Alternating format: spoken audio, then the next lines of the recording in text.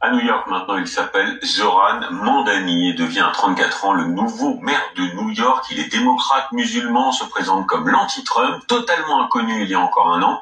Il veut, dit-il, taxer les riches, encadrer les loyers, rendre les bus gratuits et se déplace à vélo. Valérie Le Rouge. C'est le plus jeune maire de New York, 34 ans. Le premier socialiste revendiqué, le premier musulman aussi.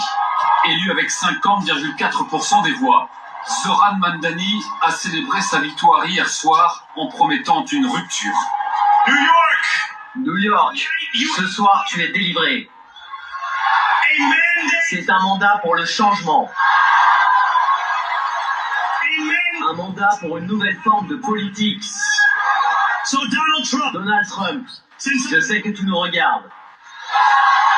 I have J'ai 3 mots à te dire. words for you.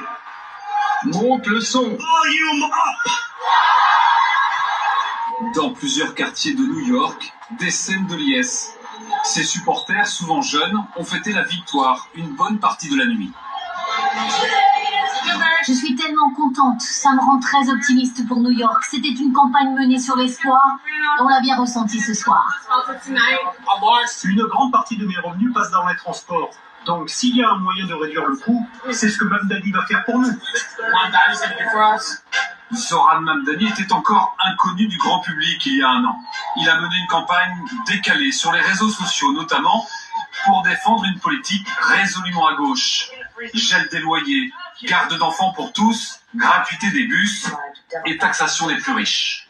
Il ne devrait pas y avoir de milliardaires.